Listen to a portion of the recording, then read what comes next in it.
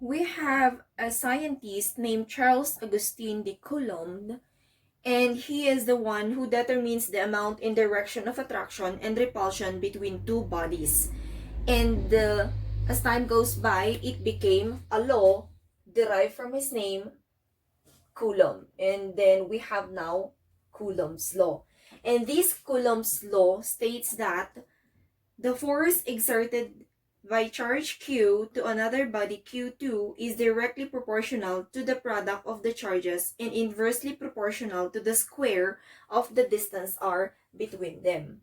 So we have here the force exerted that is directly proportional to the magnitude of the two charges Q1, Q2, and it is inversely proportional to the distance between the two charges r squared. So we have here, what's that K? That's a constant value of Coulomb's law, and it has a value of 8.99 times 10 raised to 9 Newton meters squared all over C squared. Now let's go to the first example under Coulomb's law.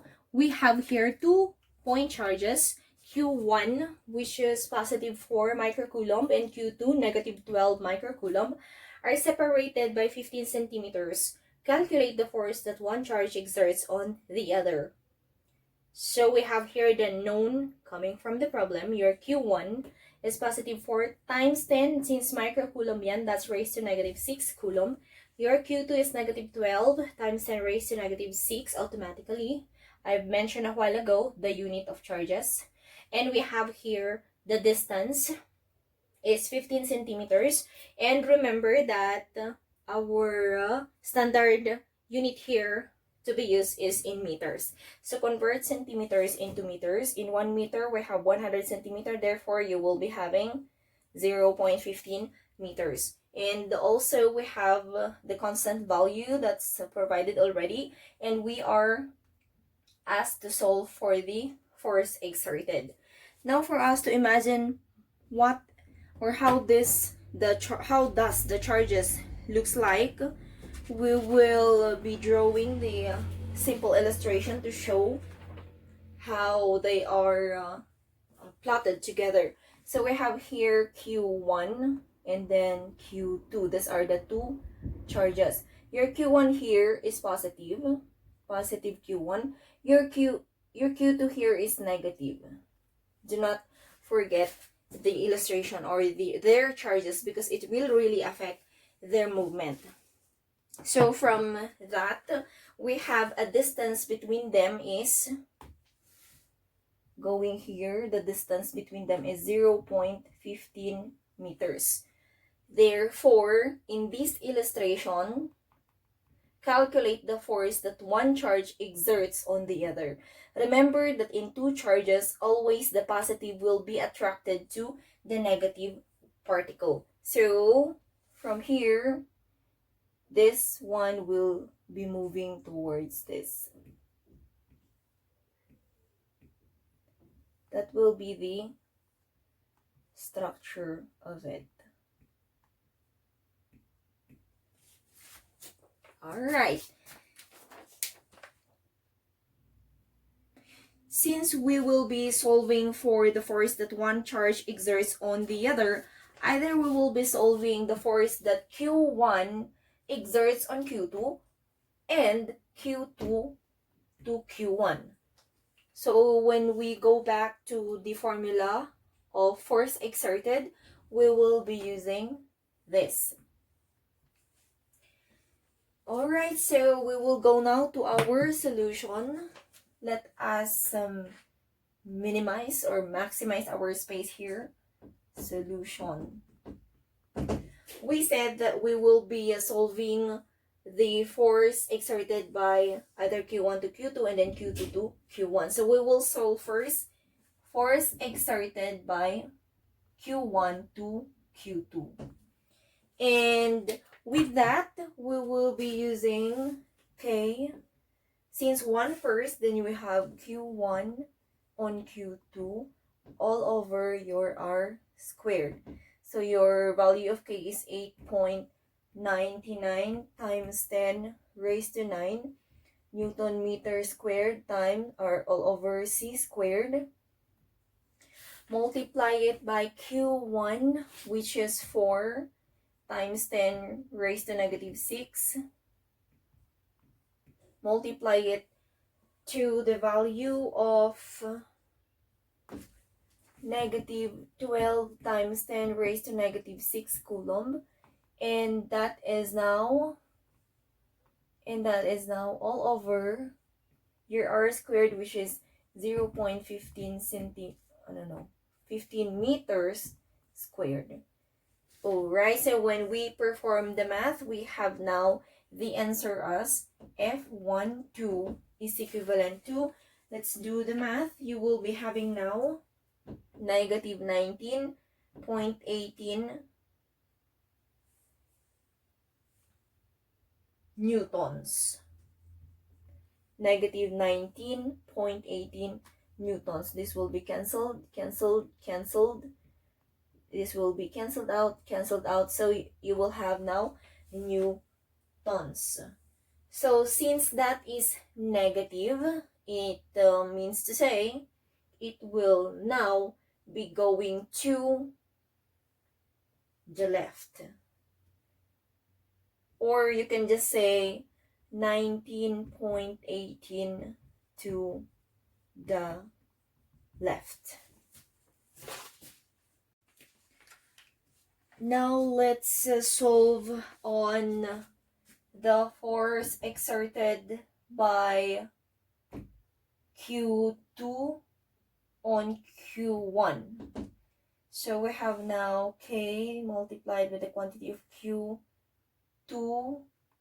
Q1 all over your R squared. So when we substitute that one, we have 8.99 times 10 raised to 9 m meter squared all over C squared. So we have now multiply it with the value of Q2. Negative 12 times 10 raised to negative 6 Coulomb. Times we have Q1, which is 4 times 10 raised to negative 6 Coulomb. So that's how it looks like. Divided by R, which is 0.15 meters squared.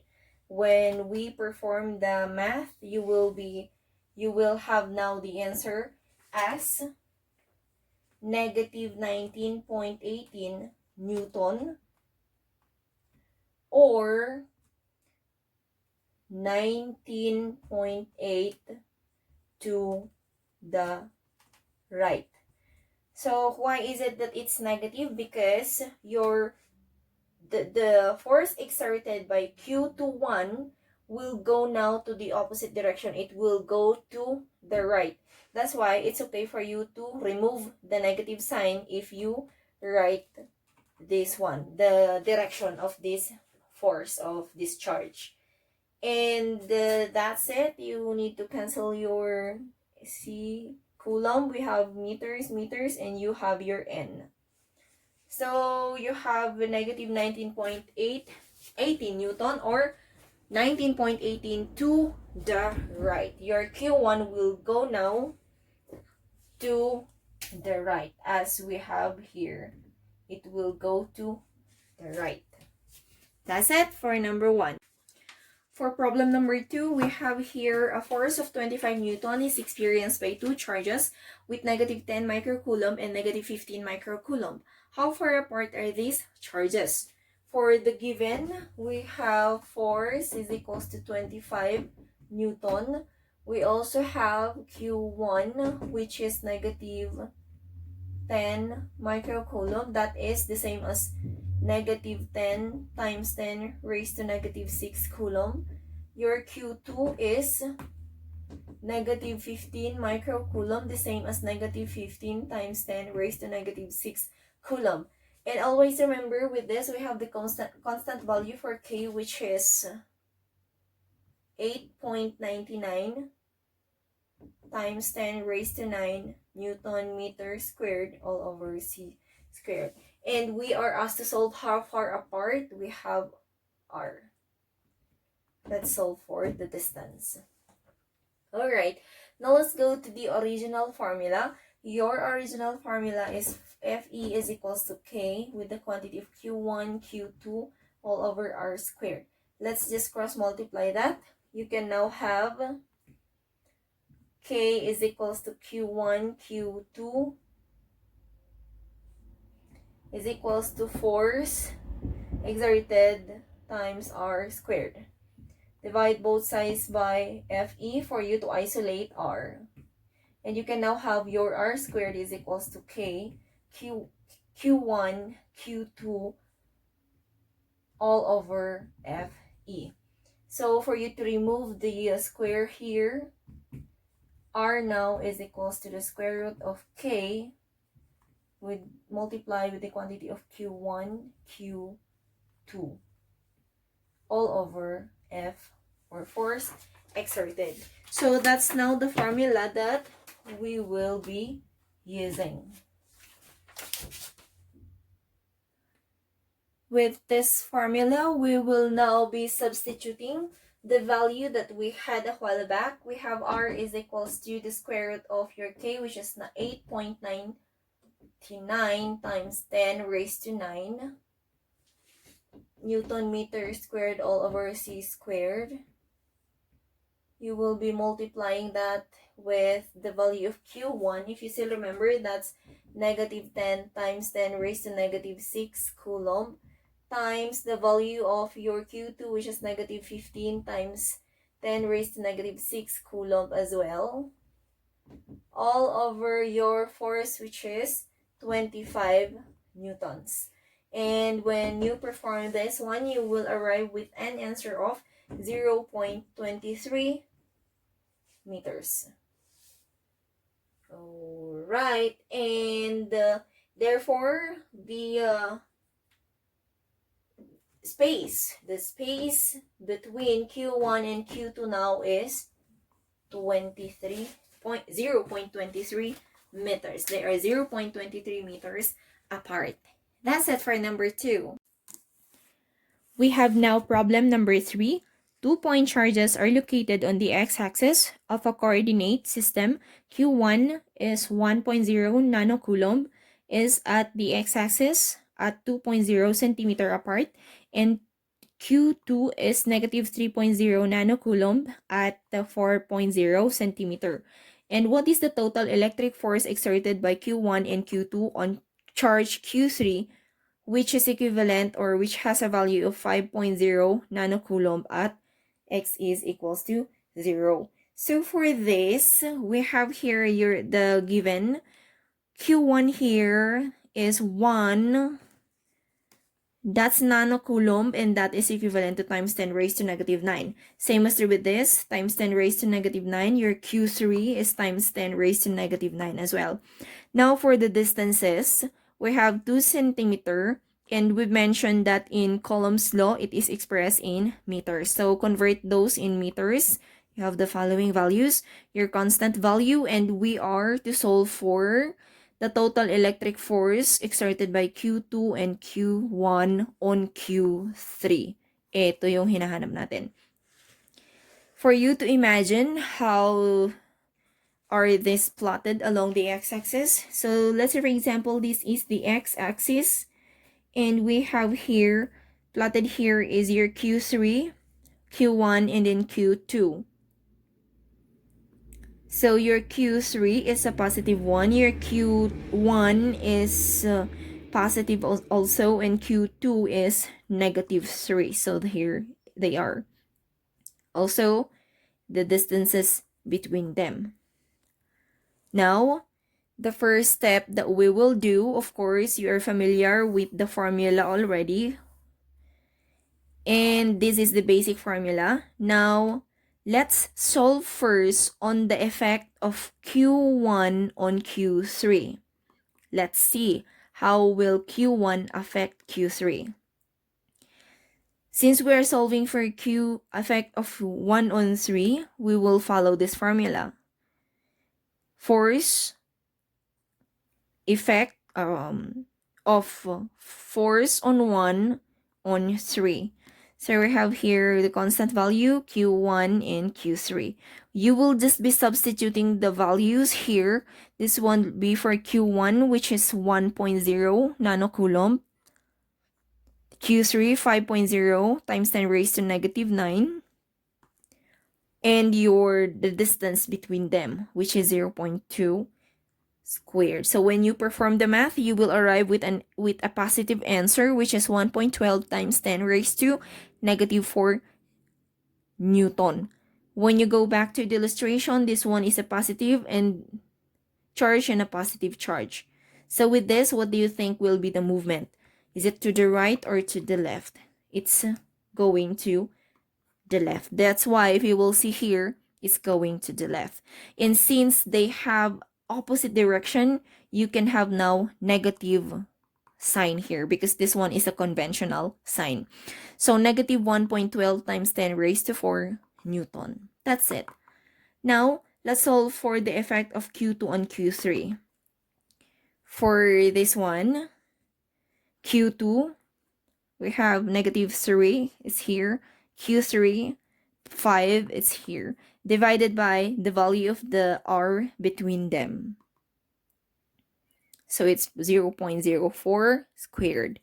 And when we perform the math, we will arrive with an answer of negative 8.43 times 10 raised to negative 5. How do we know the direction? Go back to the illustration. This one is negative, this one is positive. So what will be the movement? Of course, negative will attract the positive one, so it will go this way. It will go to the right. That's why if you will see this, to the right. So since they have the same direction, this will go to this. The negative sign here will become now a positive sign because as I mentioned, it's a conventional sign. All right, that's it. Now let's go to the final answer that we are looking for, the resultant force on Q3. So we will now be solving for the effect of the two charges we've solved. We will just be adding them. Effect or the force of 1 on 3 and the effect of 2 on 3. Add the first answer we've solved, the negative 1.12 plus the positive 1, and we will arrive with an answer of negative 2.77 times 10 raised to negative 5 Newton. Okay, going back to the illustration, the effect of Q1 and Q2 to Q3. So with this, if you will look at this illustration, what will be the movement? It's definitely, it will go to the left still because we have here positive and negative. So we have here going to the left. Therefore, when you go to the final answer, we have here to the left. So that's it for our problem number 3. All right, let's go to example number 4. For example number 4, we have here the figure shows 3 point charges that lie in the x and y plane in a vacuum. Find the magnitude and direction of the net electrostatic force or Coulomb's force on Q1. So the illustration looks like this. X-axis and then the y-axis. So we have here Q1, Q3, Q2. Positive, negative, negative. And we are asked to find the magnitude and then the direction of the resultant force. Alright, so of course we need to identify the given. I know for you mathematicians, no need for you to be writing it this way, as detailed as this, but it makes everything clear. So I did it like this. Your Q1 here, the value of Q1 is 4 times 10 raised to, that's microcoulomb, so that's negative 6 coulomb. Your Q2 is negative 6 times 10 raised to negative 6. Q3, negative 5 times 10. And the distance of 2 and 1 is 0.15. 3 and 1 is 0.10 meters. Now the angle provided here is 73 degrees.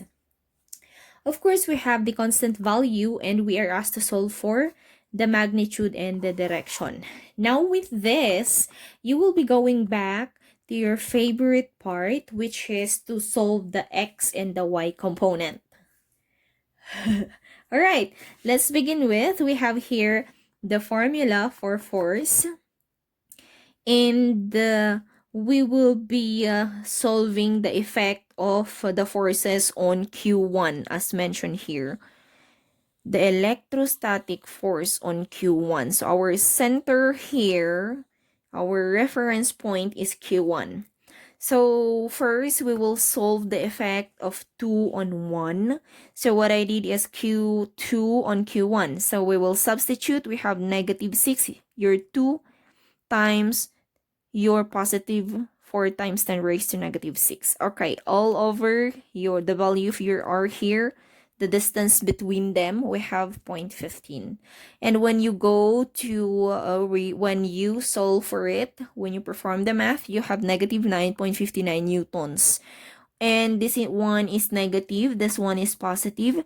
Therefore, they have the same direction because negative will attract the positive one. So it will become 9.59 towards where? Q2. Since always negative will attract the positive one. That's it. Now let's go to the effect of Q3 and Q1. Q3 on Q1. Still the constant value. Value of your Q3 is -5.